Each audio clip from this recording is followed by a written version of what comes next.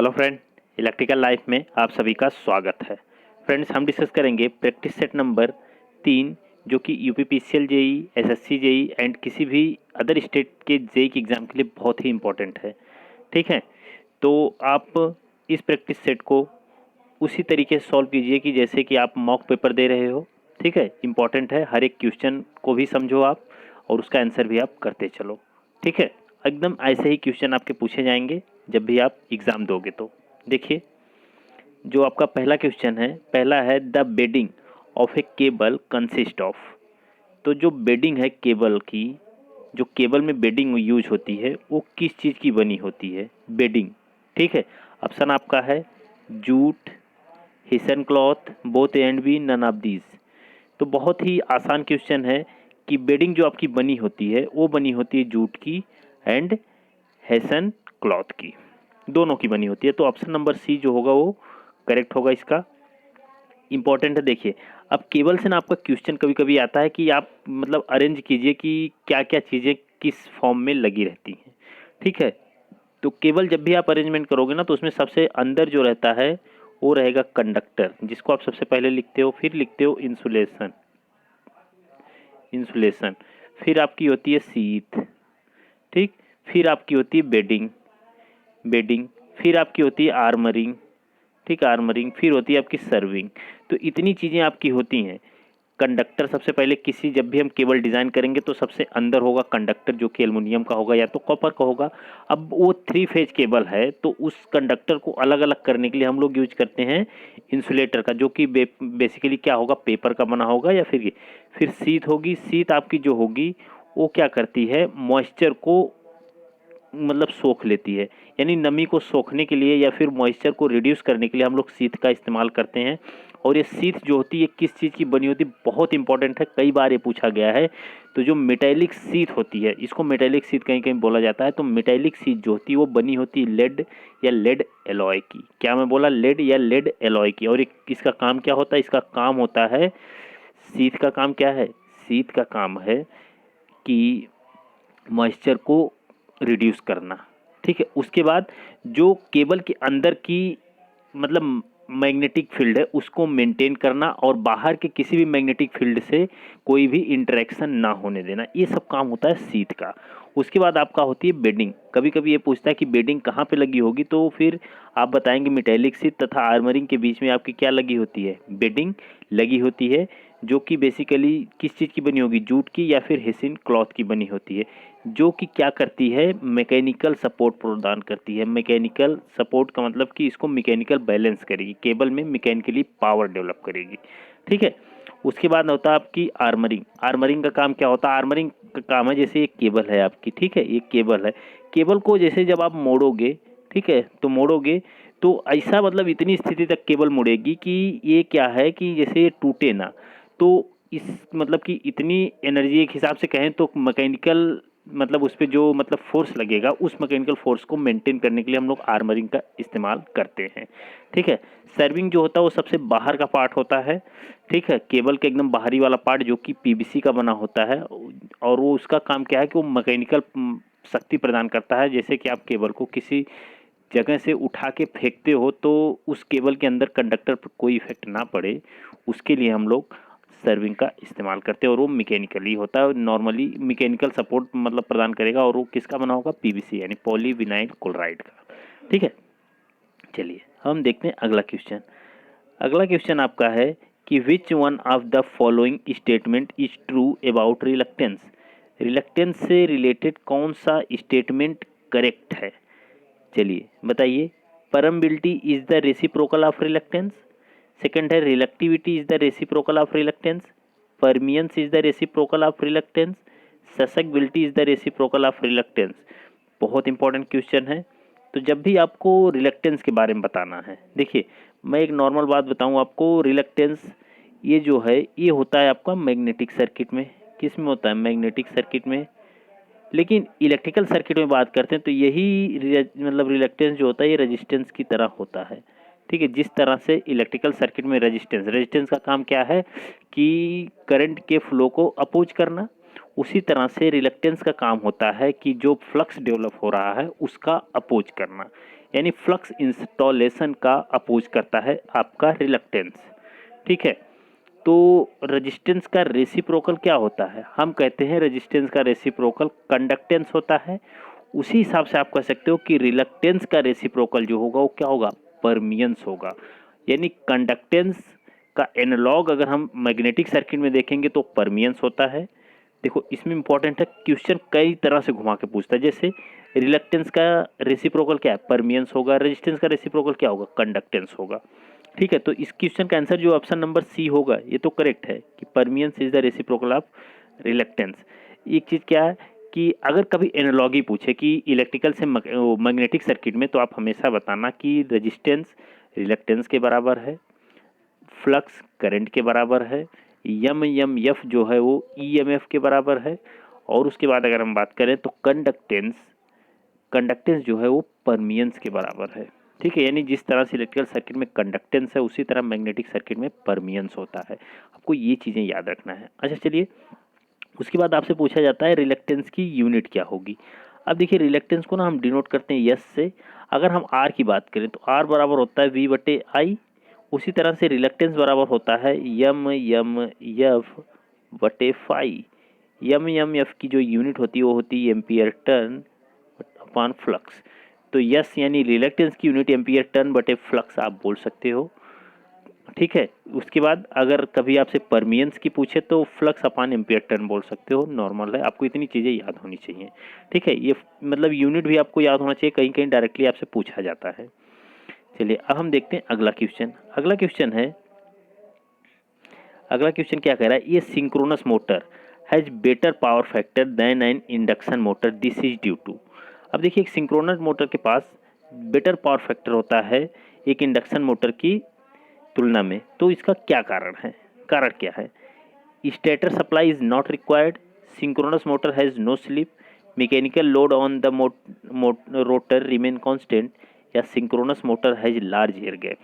अब आपको यही बताना है कि अगर पावर फैक्टर आपकी देखें, पावर फैक्टर आपका किस हिसाब से आप चेंज कर सकते हो, वो डिपेंड करता है कि आपका लोड कैसा है।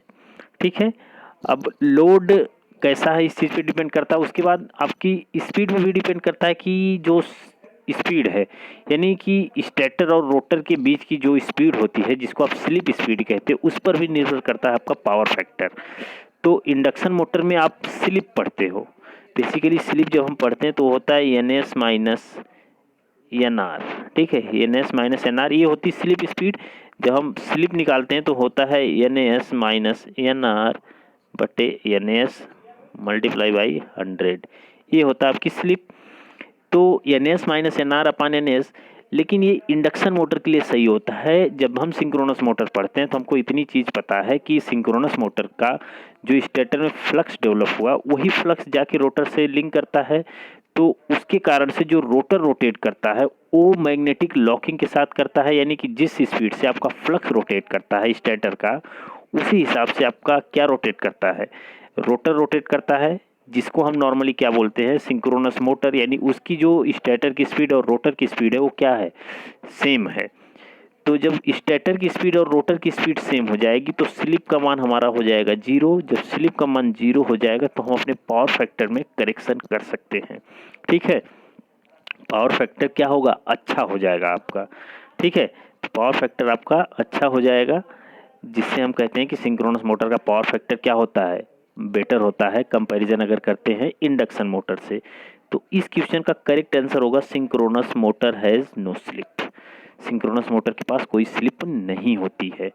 क्लियर है? अब देखो सिंक्रोनस मोटर जो है वह फिक्स स्पीड का मोटर है, यानी कांस्टेंट स्पीड का मोटर है। उसके बाद इसमें जो पावर फैक्टर होता है वो लैगिंग भी हो सकता है, यूनिटी भी हो सकता है और लीडिंग भी हो सकता है। आपको याद रखना वो केसेस है, जब कोई क्वेश्चन आएगा तो उसमें हम डिस्कस करेंगे। ठीक है, चलिए अब देखते हैं हम अगला क्वेश्चन।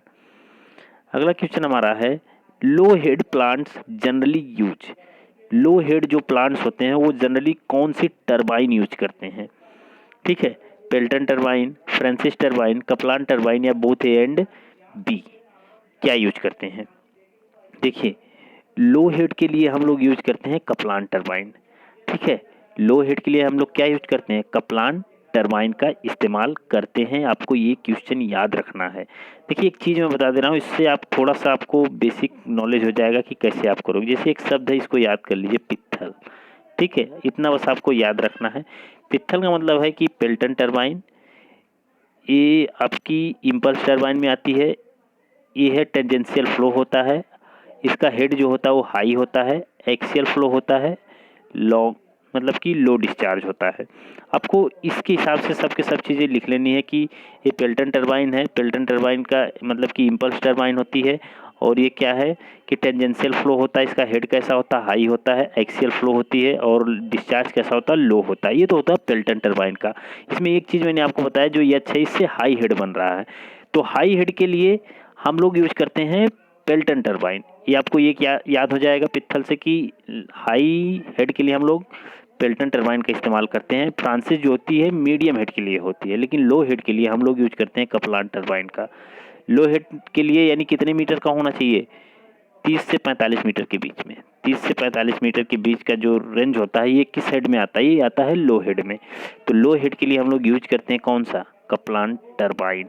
इंपॉर्टेंट है, आपको याद रखना है ये। चलिए अब हम देखते हैं अगला क्वेश्चन। अगला क्वेश्चन है the use of higher flux density in the transformer design. अगर हम ट्रांसफार्मर डिजाइन में हायर फ्लक्स डेंसिटी रखते हैं, हायर फ्लक्स डेंसिटी, तो इससे होगा क्या, reduce the weight per kVA, increase the weight per kVA, has no relation with the weight of transformer, none of this. अब देखिए अगर हायर फ्लक्स डेंसिटी हम रखते हैं तो फिर क्या होना चाहिए। तो फ्लक्स डेंसिटी को सबसे पहले आपको पता होना चाहिए, इसको हम डिनोट कैसे करते हैं। तो फ्लक्स डेंसिटी को हम डिनोट करते हैं बीएम। अब देखो मैंने बीएम, अब बीएम यानी जो फ्लक्स डेंसिटी होती है क्या होती है, फ्लक्स पर यूनिट एरिया। जो हमारी फ्लक्स डेंसिटी होती है वो क्या होती है, फ्लक्स पर यूनिट एरिया। इसको हम लिखते हैं फाइएम बटे, देखो फाइएम मैंने क्यों लिखा, क्योंकि यहाँ पे ट्रांसफार्मर की बात की गई है। और ट्रांसफार्मर में जो हम फ्लक्स लेते हैं वो कैसा होता है, वो मैक्सिमम फ्लक्स का होता है, यानी मैक्सिमम फ्लक्स हम लेते हैं। क्योंकि ट्रांसफार्मर की एफिशिएंसी 98% के आसपास होती है, उसी हिसाब से इसमें जो फ्लक्स होता है वो हम मैक्सिमम लेके चलते हैं। तो मैक्सिमम फ्लक्स है, तो बी एम बराबर क्या हो गया कि फाइएम बटे ए। यहाँ से एक चीज़ क्लियर है कि आपने मैक्सिमम फ्लक्स डेंसिटी रखा, क्या बोला है क्वेश्चन में कि higher flux density. Flux density अगर हायर है तो आपको ध्यान समझ में आएगा कि जो एरिया है ये क्या हो जाएगा, रिड्यूस हो जाएगा। अब अगर एरिया रिड्यूस हो गया, ध्यान से समझो, जैसे आप पहले कोई चीज़ इतने में बना रहे थे, ठीक, इतने में बना रहे थे, फिर मैंने क्या किया, इसका एरिया रिड्यूस करके मैं अब इतने में बना रहा हूँ। तो कौन भारी होगा, ये भारी होगा या ये भारी होगा। तो एरिया रिड्यूस हो गया तो ये हल्का होगा ना, यानी वेट जो होगा इसका कम हो जाएगा। इसका वेट क्या होगा, कम हो जाएगा, इसका वेट ज़्यादा होगा। यानी जैसे जैसे हायर फ्लक्स डेंसिटी होगी, फ्लक्स डेंसिटी का मतलब क्या है कि flux per unit area, flux per unit यानी कि फ्लक्स कितनी एरिया से जा रहा है। तो अगर आपने हायर फ्लक्स डेंसिटी कर दी तो फ्लक्स डेंसिटी हायर करने से कम एरिया से ज़्यादा फ्लक्स जाएगा। अगर आपने लोअर फ्लक्स डेंसिटी कर दी तो ज़्यादा एरिया से कम फ्लक्स जाएगा, ये मतलब होता है। तो इसका मतलब है कि आपने फ्लक्स डेंसिटी को हाई कर दिया तो एरिया आपका कम हो गया। अगर एरिया कम हो गया तो उस एरिया से फ्लक्स ज़्यादा जाएगा, लेकिन वेट आपका क्या हो जाएगा, कम हो जाएगा। इसका मतलब कि जब वेट आपका कम हो जाएगा तो केवीए रेटिंग भी आपकी क्या हो जाएगी, कम हो जाएगी। केवीए रेटिंग क्या हो जाएगी, कम हो जाएगी। तो ऑप्शन नंबर ए जो होगा करेक्ट हो जाएगा, reduce the weight per KVA, reduce the weight per KVA. चलिए अब हम देखते हैं अगला क्वेश्चन। अगला क्वेश्चन क्या है, विच type of starter used for fluorescent lamp. तो फ्लोरोसेंट लैम्प के लिए हम कौन सा स्टार्टर का इस्तेमाल करते हैं, फटाफट बताइए। बहुत बढ़िया क्वेश्चन है, फटाफट बताइए। Glow type, star delta starter, auto transformer, 3 point starter, बताइए। फ्लोरोसेंट लैम्प के लिए हम कौन सा स्टार्टर यूज करते हैं, तो फ्लोरोसेंट लैम्प के लिए हम स्टार्टर यूज करते हैं ग्लो टाइप। कौन सा, ग्लो टाइप स्टार्टर का यूज करते हैं। अब एक चीज़ मेरे को बताइए, ये जो स्टार्टर लिखा हुआ है इसका मतलब क्या है, ये स्टार्टर का काम क्या होता है। तो देखिए, चाहे डीसी मशीन पढ़िए, चाहे कोई भी चीज़ आप पढ़िए, जहाँ पे स्टार्टर इस्तेमाल हो रहा है, इसका मतलब है कि उसमें आपको जो मतलब शुरू में करंट चाहिए, यानी जो स्टार्टिंग करंट आपको चाहिए वो चाहिए आपको लो। ठीक है। स्टार्टर नॉर्मली आपका कुछ नहीं होता है, एक वेरिएबल रेजिस्टेंस होता है, हम रेजिस्टेंस को सेट कर देते हैं, स्टार्टर उसी को बोलते हैं। तो स्टार्टर का काम क्या है कि जो इनिशियल करंट है, जो स्टार्टिंग करंट है, उसे क्या करता है, रिड्यूस करता है। ठीक है, यानी कि रिड्यूस द स्टार्टिंग करंट, प्रारंभिक धारा को कम करने के लिए हम लोग स्टार्टर का इस्तेमाल करते हैं। ठीक है, तो याद रखिएगा। और जो स्टार्टर इसमें यूज करेंगे फ्लोरेसेंट लैंप में, वो होगा हमारा ग्लो टाइप। कौन सा होगा, ग्लो टाइप स्टार्टर होगा। ठीक, चलिए अब हम देखते हैं अगला क्वेश्चन। अगला क्वेश्चन हमारे पास है, ये voltmeter with a broad bandwidth है। अब एक वोल्ट मीटर है, वोल्ट मीटर है और इसकी जो बैंड विड्थ है वो क्या है, ब्रॉड है यानी बड़ी है। तो इससे आपको क्या मिलेगा बताइए। आपका पहला ऑप्शन है high noise level and high sensitivity, low noise level and low sensitivity, low noise level and high sensitivity, high noise level and low sensitivity. क्या होगा इस क्वेश्चन का आंसर बताइए। 7 नंबर का जो क्वेश्चन है, इसकी जो बैंड विड्थ है इसको हमने क्या कर दिया है, ब्रॉड कर दिया है यानी बढ़ा दिया है। तो देखिए जब भी हम बैंडविड्थ क्या करते हैं, बढ़ाते हैं।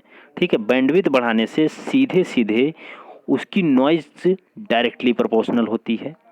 क्या होती है, नॉइज उसकी डायरेक्टली प्रोपोर्शनल होती है। यानी जैसे जैसे आप बैंडविड्थ बढ़ाते हो ना, बैंडविड्थ बढ़ाते हो तो आपकी बैंडविड्थ बढ़ने से जो नॉइज लेवल होगा वो भी क्या होगा, बढ़ेगा। बैंडविड्थ बढ़ने का मतलब क्या कि जैसे ये देखिए, ये है, ये इतने पोर्शन को हम ऐसे बोलते हैं बैंडविड्थ। ठीक है, अभी अगर आप बढ़ा दोगे तो आपका नॉइज लेवल क्या होगा, बढ़ जाएगा। नॉइज लेवल क्या होगा, बढ़ जाएगा। लेकिन सेंसिटिविटी, जैसे अब अभी देखिए जैसे ये चीज़ है, अब मैं इतना किया हूँ, ठीक है, एक मेरे पे इतनी है, मान लो ये बैंडविड्थ हमारी है। तो जब कम बैंडविड्थ है, मान लीजिए लो बैंडविड्थ है, ब्रॉड नहीं है, तो उस कंडीशन में हम ये देखेंगे कि थोड़ी सी चेंज होगा तो हम सेंस कर लेंगे उस चीज़ को क्या करेंगे, सेंस कर लेंगे। लेकिन जब बैंडविड्थ हमारी मतलब देखिए थोड़ी सी चौड़ी हो गई है, थोड़ी सी ब्रॉड हो गई है, तो उसमें क्या होगा कि जब बैंडविड्थ हमारी थोड़ी सी ब्रॉड हो गई तो उस कंडीशन में जो सेंसिटिविटी हो जाएगी वो थोड़ी सी रिड्यूस हो जाएगी। सेंसिटिविटी क्या हो जाएगी, रिड्यूस हो जाएगी। तो किसी वोल्टमीटर की जो बैंडविड्थ है अगर ब्रॉड कर देंगे तो उसकी नॉइजिंग लेवल तो इंक्रीज हो जाएगा, लेकिन सेंस करने की जो क्षमता है यानी सेंसिटिविटी वो क्या हो जाएगी, रिड्यूस हो जाएगी। तो इसके लिए आपका आंसर बनेगा ऑप्शन नंबर डी, करेक्ट बन जाएगा। ठीक है, बाकी आपको पता है कि वोल्टमीटर किस चीज़ को मेजर करता है, वोल्टमीटर वोल्टेज को मेजर करता है और वोल्टमीटर लोड के पैरेलल में कनेक्ट होता है, ये नॉर्मल है, ये चीज़ें आप जानते रहो। ठीक है, चलिए अब हम देखते हैं अगला क्वेश्चन। अगला क्वेश्चन आपका है compensating winding is placed in the. अब देखिए कंपनसेटिंग वाइंडिंग जो होती है ये प्लेस की जाती है किस में, पोल शू में, आर्मेचर कोर में, मेन फील्ड में, या ऑल ऑप्शन आर करेक्ट, यानी सब के सब करेक्ट है, तो बताना है आपको। ठीक है, 8 नंबर का जो क्वेश्चन है वो किस में होगा। ठीक है, कंपनसेटिंग वाइंडिंग किस में होगी बताइए आप। तो कंपनसेटिंग वाइंडिंग जो प्लेस की जाती है आपकी, ये देखिए बहुत नॉर्मल है कि हम इसको कहते हैं कि आर्मेचर के सीरीज में लगाते हैं। किस में लगाते हैं, आर्मेचर के सीरीज में लगाते हैं। लेकिन क्या ये मेन फील्ड या आर्मेचर फ्लक्स आप इसको कह सकते हो या पोल शूज कह सकते हो, तो कहाँ पे हम प्लेस करते हैं, प्लेस करते हैं हम इसको पोल शूज में। किस में करते हैं, पोल शूज में इसको हम प्लेस करते हैं। ये आपका करेक्ट आंसर होगा। और कंपनसेटिंग वाइंडिंग जो होती है वो हमेशा क्या रिड्यूस करती है, आपकी आर्मेचर रिएक्शन को रिड्यूस करती है और आर्मेचर के संग सीरीज में कनेक्ट होती है और इसको हम पोल शूज में लगाते हैं। ठीक है, चलिए अब हम देखते हैं अगला क्वेश्चन। अगला क्वेश्चन है alternator are usually design to generate which type of AC voltage. अब देखिए अल्टरनेटर को जो हम मतलब बेसिकली यूज करते हैं, डिज़ाइन किया जाता है, वो किस टाइप का एसी वोल्टेज डेवलप करने के लिए डिज़ाइन किया जाता है। With fixed frequency, with variable frequency, fixed current, fixed power factor. अब देखिए अल्टरनेटर की बात की गई है। अल्टरनेटर का मतलब कि एक एसी जनरेटर होगा जो कि मतलब वोल्टेज आपका डेवलप करेगा और उसको हम यूज करेंगे। ठीक है, जहाँ से जनरेटिंग स्टेशन में हमारा अल्टरनेटर लगा होता है। ठीक है, उसके बाद अगर हम बात करें तो अल्टरनेटर में कोई कम्यूटेटर वाला पार्ट नहीं होता है, ये चीज़ आपको पता है। तो अल्टरनेटर में जो हम फ्रीक्वेंसी रखते हैं ना, वो रखते हैं फिक्स। जो हमें वोल्टेज डेवलप करना होगा अल्टरनेटर में एसी वोल्टेज, उसकी फ्रीक्वेंसी क्या होगी, फिक्स होगी। तो आपको ये याद रखना है कि जो NAS बराबर 120F/P और अल्टरनेटर में ये NS हमारा होता है कांस्टेंट। ये क्या होता है, कांस्टेंट। तो इसके कारण से हमारी जो फ्रीक्वेंसी है वो भी क्या होती है, कांस्टेंट होती है। तो जो अल्टरनेटर डिज़ाइन किया जाता है जनरेट करने के लिए जो एसी वोल्टेज, उसकी फ्रीक्वेंसी फिक्स होती है, यानी मतलब फिक्स्ड फ्रीक्वेंसी के साथ हम अल्टरनेटर को डिज़ाइन करते हैं। तो करेक्ट आंसर आपका ऑप्शन नंबर ए हो जाएगा। चलिए अगला देखते हैं क्वेश्चन। अगला क्या है, locked rotor current of a shaded pole motor is. अब locked rotor shaded pole motor में जो मतलब करंट है वो क्या है, less than full load current, several time the full load current, slightly more than full load current, या equal to full load current, क्या होती है। तो लॉक्ड रोटर, अब देखो रोटर क्या है, लॉक्ड है। तो लॉक्ड रोटर का मतलब क्या होता है, ठीक है। तो वो रोटर लॉक्ड होने का मतलब क्या है कि लॉक रोटर होने का मतलब कि शॉर्ट होगा। देखो जब भी कोई चीज़ लॉक हो गई, जब भी हम बात करते हैं कि रोटर हमारा लॉक्ड है, तो बेसिकली बात की जाती है एक शॉर्ट सर्किट की। किसकी बात की जाती है, शॉर्ट सर्किट की। तो शॉर्ट सर्किट में हमेशा करंट क्या होती है, ज़्यादा होती है। जो भी आपकी रेटेड करंट होती है, जो भी आपकी फुल लोड करंट होती है, उससे थोड़ी सी ज़्यादा होती है, ठीक है। तो यहाँ पे क्वेश्चन ही बोल दिया लॉक्ड रोटर है, तो जो करंट होगी वो क्या होगी, slightly more than full load current, slightly more than full load current. Correct option option number C हो जाएगा। चलिए अब हम देखते हैं अगला क्वेश्चन। अगला क्वेश्चन है, for what voltage level are the screwed conduit circuit used. तो for what voltage level screwed conduit circuit used, less than 250, between 250 60 volt, मतलब 600 volt, above 600, none of this. बताइए क्या होगा करेक्ट आंसर। बोला क्या है, स्क्रूड कंड्यूट सर्किट आपको design करना है, तो कितने वोल्टेज तक आप इसको इस्तेमाल कर सकते हो। तो ये देखिए, ये आपको याद करने का क्वेश्चन, आप इसको याद रखिएगा। ये होता है बिटवीन 250 से मतलब 600 वोल्ट, यानी 250 वोल्ट से लेके 600 वोल्ट के बीच में हम स्क्रूड कंड्यूट सर्किट का डिज़ाइन करते हैं, ठीक है। चलिए अब हम देखते हैं अगला क्वेश्चन। अगला क्वेश्चन है, distribution voltage level in India. हम डिस्ट्रीब्यूशन वोल्टेज इंडिया में कितना रखते हैं, आपसे यही पूछा गया है। डिस्ट्रीब्यूशन वोल्टेज, तो डिस्ट्रीब्यूशन वोल्टेज जो हम इंडिया में रखते हैं ना, वो कितना होते हैं। तो नॉर्मल है कि 3 फेज भी हम रखते हैं, मान लो सिंगल फेज भी रखते हैं, बट नॉर्मली हम सबसे ज़्यादा यूज करते हैं 3 फेज, ठीक है। 3 फेज हमारे पास होता है डिस्ट्रीब्यूशन वोल्टेज, वो क्या होगा, 11 के भी होगा और 400 वोल्ट, यही हमारा होता है डिस्ट्रीब्यूशन वोल्टेज। ये 33 के भी जहाँ पे आ गए, नॉर्मली आपका ट्रांसमिशन में आ जाता है, कहीं कहीं पे आपका मान लो ये भी आता है, लेकिन जो हम डिस्ट्रीब्यूशन में सबसे सुटेबल मानते हैं इंडिया में, वो होता है हमारा 11 के भी 400 वोल्ट 3 फेज का, ठीक है। चलिए अब हम देखते हैं अगला क्वेश्चन। अगला है, the flux is maximum in the following part of A DC motor. यानी एक डीसी मोटर है, डीसी मोटर है, तो उसमें फ्लक्स किस पार्ट में सबसे ज़्यादा होता है। ऑप्शन क्या है आपका, pole core, under the interpole, under leading pole, under trailing pole tip. तो किस में आपका सबसे ज़्यादा होता है, यही आपसे पूछा है। अब देखिए, जब हम बात किस में किया गया, मोटर में बात की गई है। किस में बात की गई है, मोटर में। अब जब आप आर्मेचर रिएक्शन पढ़ोगे ना, ये देखो जैसे मैं एक चीज़ बना दे रहा हूँ, आप ध्यान से समझना, भी समझ में आ जाएगा, ठीक है। ये जैसे मान लो बना दिया, ये जैसे मोटर है आपका, ठीक है।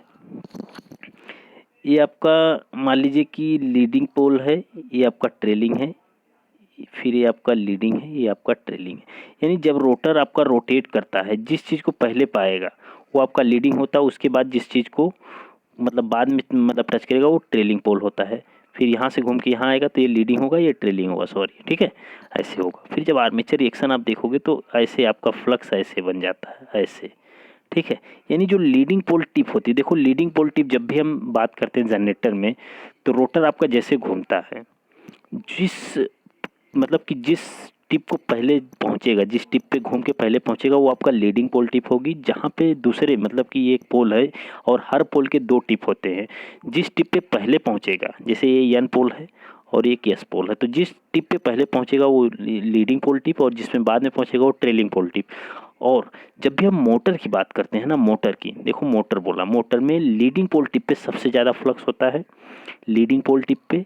और ट्रेलिंग पोल टिप पे जो फ्लक्स की स्ट्रेंथिंग है, देखो यहाँ पे फ्लक्स बहुत कम है, यहाँ पे फ्लक्स कम है। जब भी आर्मेचर रिएक्शन आप देखते हो तो यहाँ पे फ्लक्स आपको ज़्यादा मिलेगा और यहाँ पे ज़्यादा मिलेगा। सेम इसका उल्टा होता है किस में, उल्टा होता है आपका जनरेटर में। लेकिन मोटर में याद रखना कि लीडिंग पोल टिप पे फ्लक्स आपका क्या होता है, ज़्यादा होता है, और ट्रेलिंग पोल टिप पे आपका फ्लक्स कम होता है। क्लियर है। अगर जब आप जनरेटर की बात करते हो, ठीक है, जैसे ये मान लीजिए है जनरेटर, ये नॉर्मली रोटर है, रोटर हमारा यहाँ से घूम के आएगा तो सबसे पहले ये बनेगा लीडिंग, फिर ये टेलिंग, फिर ये लीडिंग, फिर ये ट्रेलिंग, ऐसे बनेगा। क्योंकि देखो ये मान लेते हैं ये केस जो है ये जनरेटर के लिए है, और ये केस जो होता है ये मोटर के लिए होता है। ठीक है। अगर मतलब कि क्लॉकवाइज घूमता है तो जनरेटर, एंटी क्लॉकवाइज तो मोटर। ठीक है।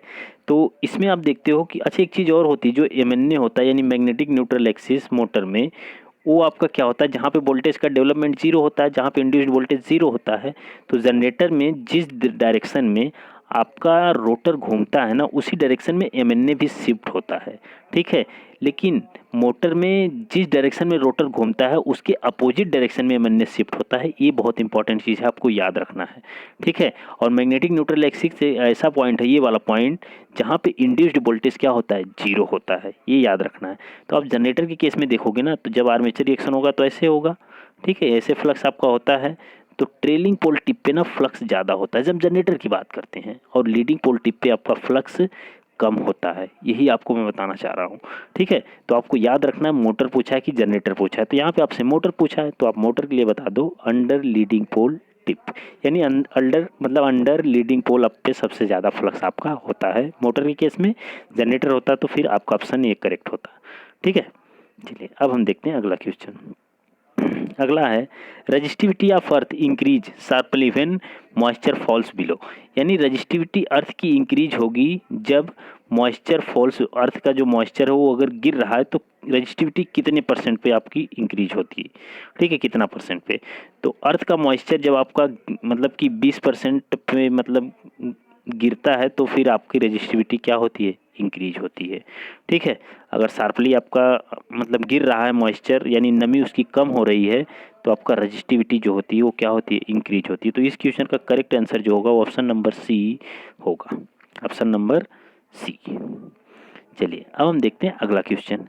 अगला क्वेश्चन है in a DC motor the winding loss is proportional to.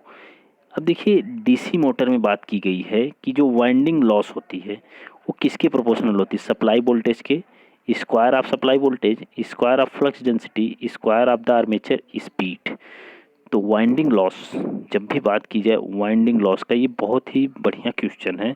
और आप एसएससी में देख लेना, यूपीपीसीएल में भी एक बार शायद ये पूछा गया क्वेश्चन कि वाइंडिंग लॉस जो होती है डायरेक्टली प्रोपोर्शनल होती है square of the armature speed के। ठीक है, square of the armature speed के वाइंडिंग लॉसेस जो होता है, वाइंडिंग लॉस जो होता है, जैसे देखो टी जो होता है टी प्रोपोर्शनल होता है आई स्क्वायर। ठीक है, ये तो टॉर्क की बात होती है। टॉर्क जो होता है डायरेक्टली रिलेट मतलब रखता है किससे, स्पीड से। ठीक है, डायरेक्टली रिलेट रखता है किससे, स्पीड से। इसलिए जो लॉसेस होंगे वो आपका square of the armature speed, यानी आर्मेचर की स्पीड जिस मतलब स्पीड से घूम रही है उसका स्क्वायर करेंगे तो हमें वाइंडिंग लॉस मिलेगा। ठीक है, तो बहुत ही इंपॉर्टेंट क्वेश्चन है ये। चलिए अब हम देखते हैं अगला क्वेश्चन। अगला है एक constant speed motor. Constant speed motor किसको बोलते हैं, DC shunt motor, synchronous motor, induction motor, DC compound motor. तो इसमें ना देखो थोड़ा सा कन्फ्यूजन बन सकता है आपको, लेकिन याद रखना कभी भी ये कांस्टेंट स्पीड मोटर जो होता है वो सिंक्रोनस मोटर होता है। कहीं कहीं लोग डीसी शंट मोटर मार के चले आएंगे, लेकिन डीसी शंट मोटर में जब भी आप पढ़ोगे ना तो उसमें क्या होता है कि जब लोड बहुत बढ़ता है तो उसकी स्पीड स्लाइटली डाउन हो जाती है। जैसे ये कांस्टेंट स्पीड है तो थोड़ी सी ऐसे डाउन हो जाती है, थोड़ी सी। ठीक है, थोड़ी सी ऐसे डाउन हो जाती है। ठीक है, तो स्लाइटली डाउन होगी, लेकिन कांस्टेंट स्पीड मोटर जो होता है वो क्या होता है, आपका सिंक्रोनस मोटर होता है। सिंक्रोनस मोटर में क्या होता है कि जो स्टेटर का फ्लक्स है उसी के साथ आपका रोटर घूमने लगता है। ठीक है, तो इसलिए इसको हम बोलते हैं सिंक्रोनस मोटर जो होता है वो कांस्टेंट स्पीड का मोटर होता है। ठीक है, चलो अब देखते हैं अगला क्वेश्चन। अगला क्वेश्चन क्या है, विच one of the given fuse is bigger, यानी कौन सा फ्यूज आपका बड़ा होगा, यानी बिगर कौन सा होगा, DC fuse, AC fuse, DC as well as मतलब डीसी और एसी, या डीसी एंड एसी सेम, क्या होगा बताइए। तो अगर मैं बात करूं तो आपका जो बिगर होता है, जो मतलब फ्यूज आपका बड़ा होता है वो होता है डीसी का फ्यूज। कौन सा, डीसी वाला फ्यूज आपका बड़ा होता है, ठीक है। एसी फ्यूज आपका क्या होता है, छोटा होता है, ठीक है। और जो फ्यूज होता है वो हमेशा किस में लगा होता है, वो आपका फेज कंडक्टर में लगाया जाता है। किस में लगाया, कई बार ये भी क्वेश्चन आया है कि फेज कंडक्टर में फ्यूज किस में लगता है, न्यूट्रल में कि फेज कंडक्टर में, तो आपको बताना है फेज कंडक्टर में या फिर लाइन कंडक्टर में, ठीक है। उसके बाद फ्यूज जो होता है वो फेज कंडक्टर के संग सीरीज में लगा होता है। किस में लगा होता है, सीरीज में लगा होता है। और फ्यूज का जो रेजिस्टेंस होता है वो क्या होता है, लो होता है। और फ्यूज आपका लेड एंड टिन का बना होता है, ये आपको याद रखना है, ठीक है। अगर हाई करंट रेटिंग है तो हम कॉपर का बनाते हैं, अदरवाइज आपका लेड एंड टिन मतलब लो करंट रेटिंग के लिए हम लोग बनाते हैं, ठीक है। ये सब चीज़ें आपको याद रखना। और डीसी का स्विच जो भी मतलब डीसी सप्लाई के लिए आप स्विच बनाओगे वो आपका बिग होगा, ठीक है, वो बिग होगा। और स्मॉल जो हो भी रहेगा वो हमारा एसी फ्यूज रहेगा, ठीक है, एसी। चलिए अब हम देखते हैं अगला क्वेश्चन। अगला क्वेश्चन है, in a parallel LC circuit what will be the value of current in ampere at resonance. अब पैरेलल एलसी सर्किट है, ठीक है, पैरेलल एलसी सर्किट है, पैरेलल एलसी सर्किट है, ठीक है। पैरेलल एलसी सर्किट के लिए आपकी जो करंट होगी आई वो कितनी होगी।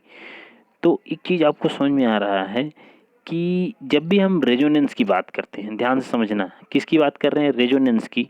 जब भी हम रेजोनेंस की बात करते हैं यानी कि जो यल वाला यानी यल कंपोनेंट सी से क्या होता है, कैंसिल आउट हो जाता है, यानी दोनों एक दूसरे से ख़त्म हो जाते हैं। तो वो दोनों क्या हो जाते हैं, ओपन सर्किट हो जाते हैं। ओपन सर्किट होने से क्या होता है कि आपका जो इम्पीडेंस है, इम्पीडेंस जो हम निकालते हैं, मान लीजिए जे, मतलब अगर पैरेलल में कनेक्ट है तो जे निकाल लेंगे हम, जे निकालेंगे तो आपका जे ओमेगा यल गुड़े 1/j⍵c अपान j⍵l प्लस 1/j⍵c, ऐसे निकाल लेंगे। j⍵c से कट जाएगा, l/c होगा।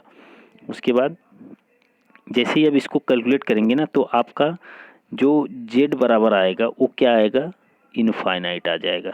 जैसे ही कैलकुलेट करेंगे, देखो कैसे, क्योंकि j का गुणा इसमें करेंगे तो j स्क्वायर ये हो जाएगा, ठीक है। ये तो j स्क्वायर होगा, j स्क्वायर का मतलब क्या होता है, -1, ठीक है, ओमेगा स्क्वायर यल इंटू सी, यही तो होगा। तो इन सब चीज़ों को अगर कांस्टेंट मानोगे तो ये माइनस और ये प्लस दोनों क्या होगा, जीरो, जिसके कारण से आपका z जो होता है वो क्या होता है, इनफाइनाइट हो जाता है। जब z इनफाइनाइट हो जाएगा तो आप ध्यान समझना, पैरेलल सर्किट की बात की गई, पैरेलल सर्किट में जो करंट होती है वो मिनिमम होती है। और एट रेजोनेंस आपको याद भी रखना है कि एट रेजोनेंस वो क्या होती है, जीरो होती है। तो पैरेलल एलसी सर्किट में जो करंट होती है वो मिनिमम और जो इम्पीडेंस होता है वो क्या होता है, हाई होता है, ठीक है। तो आपको याद रखना है कि आई बराबर जो होता है वो V/Z होता है। तो Z का मान अगर आपने इनफाइनाइट रख दिया है तो आई क्या हो जाएगी, जीरो, आई क्या हो जाएगी, जीरो। तो इस क्वेश्चन का करेक्ट आंसर जो होगा ऑप्शन नंबर ए हो जाएगा। तो आपको पैरेलल सर्किट का बोला है तो पैरेलल सर्किट में करंट मिनिमम होती है और जो इम्पीडेंस है वो मैक्सिमम होता है, और सीरीज रेजोनेंस में करंट मैक्सिमम होती है और जो जेड होता है वो आर के बराबर होता है। जेड जो होता है वो किसके बराबर होता है, आर के बराबर होता है, ठीक है ना। इतनी चीज़ आपको ये याद रखना है। चलिए अब हम देखते हैं अगला क्वेश्चन। अगला क्वेश्चन हम देखते हैं, अगला हमारा है, देखिए, mho relay is used protect. Mho relay किसके लिए यूज किया जाता है। ऑप्शन आपका है long transmission line, medium line, short line, all of the above. तो बहुत आसान क्वेश्चन है, महो रिले। महो रिले जो होता है वो क्या होता है, लॉन्ग ट्रांसमिशन लाइन के लिए यूज करते हैं। तो आसान है, आपको ये याद रखना है कि महो रिले आपका लॉन्ग ट्रांसमिशन लाइन के लिए यूज होता है, ठीक है। एक चीज़ मैं आपको बता दूं, जैसे आप अगर मान लो, जैसे मान लो आपने टेक्निकल फील्ड के हो, ठीक है, टेक्निकल फील्ड के हो तो आपको दारू वगैरह के बारे में थोड़ा तो पता ही होगा, ऐसा तो नहीं कि नहीं पता है। तो एक होता है आप रॉयल स्टेज, ठीक है, ये तो आप पढ़े ही देखे ही होंगे कि एक दारू हुई होती है आपकी, ठीक है, एक शराब होती है। तो इसको अगर शॉर्ट फॉर्म में लिखें तो हम इसको लिख सकते हैं आर एस लिख सकते हैं। आर एस को आपने ml में करके पी लिया, ठीक है, ml में, जैसे नहीं होता कि दारू हम पी रहे हैं ml में पीना है, हमको 10 ml पीना है, 20 ml पीना है, ठीक है। तो आर एस को हमने ml में पिया।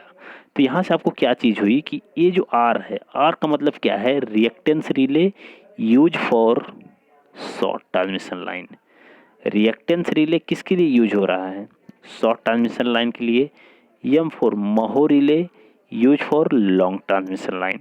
तो बहुत आसान है, आपको याद हो जाएगा ये चीज़, मुझे नहीं लगता कि इतनी बड़ी चीज़ है, अब आपको याद हो जाएगा, ठीक है। चलिए नेक्स्ट देखते हैं। नेक्स्ट क्वेश्चन क्या है कि the overall power factor of an on load transformer. तो ऑन लोड ट्रांसफार्मर में जो पावर फैक्टर होता है वो डिपेंड किस पर करता है? Depends on the power factor of the load, is always lagging, is always unity, is always leading. तो क्या होगा?